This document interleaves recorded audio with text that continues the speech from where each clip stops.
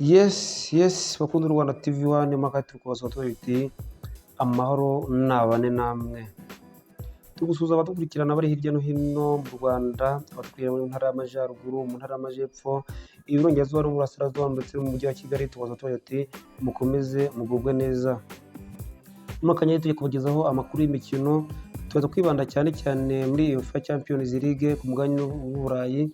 Ejo aho amakipe yahatanye akahava, tuza kubya kandi n'andi makipe yo muri UEFA Champions League ari gukina uyu munsi, kugira ngo abakunzi b'u Rwanda TV One bakomeze gukurikira imikino ya UEFA Champions League. Tuzi ko ari imikino ikurikiranwa cyane mu Rwanda, muri Afurika no hirya no hino. Twababwira ati mukomeze gukurikirana u Rwanda TV One, mudukore subscribe, mukore share ndetse na comment, kugira ngo umuyoboro w'u Rwanda TV One ukomeze kwaguka. Kuri ko babibabwiye rero, ikipe ya Athletic Club ku mugoroba yarakinye n'ikipe ya Arsenal. Ikipe ya Arsenal inyagira ikipe ya Atletico Club ibitego 2-0. PSV Eindhoven yo mu gihugu cy'Ubuholandi yaje kunyagirwa n'ikipe ya Union Saint-Gilles yo yinyagira ibitego 3-1. Benfica yo muri Portugal yaje gukina na Club Brugge Karabakh ibitego 3-2.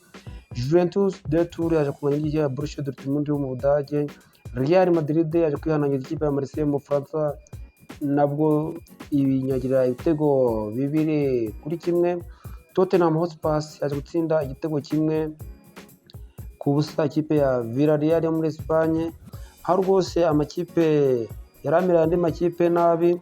Ikipe umukino witeze cyane kurebwa cyane wa mukinnyi wuje Marseille ikipe ya Real Madrid, ariko ikipe ya Real Madrid ikaba yaje kuyivana. Umukino urukeneye gukurikirwa cyane ni umukino wuje Juventus na Borussia Dortmund, ariko ikipe zombi zaje kugwa miswi.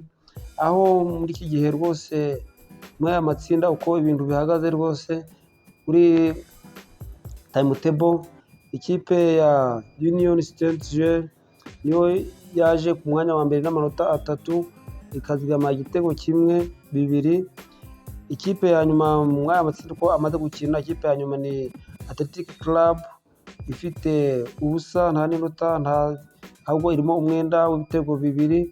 Kuri uyu munsi rero ikipe ya Olympiacos iragukina na Pofas Slavia Prague, iragukina na Bordeaux. Ajax iragukina na Inter. Bayern Munich iragukina na Chelsea. Liverpool iragukina na Atletico Madrid. Paris Saint-Germain iragukina na Atlanta.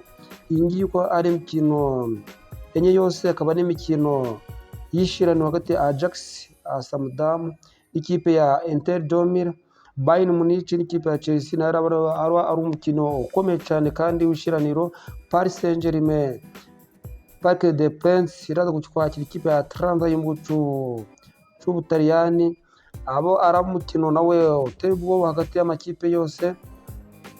Bakunze u Rwanda TV One rero, kuko mubimenyere kandi mukaba mubizi, twababwiye ko tubagezaho imikino hirya no hino mu Rwanda, mu gihugu cy'Ubwongereza, mu gihugu cy'Ubutaliyani, mu gihugu cya Espagne ndetse mu Bufaransa. Imikino yose uko izagenda tugera tubibagezaho. Nubwo ubu ngubu tubagejeho aya makuru y'imikino dukereye, nakaba twagize tekinike mutubara ko tuzatwongera kwisubiraho.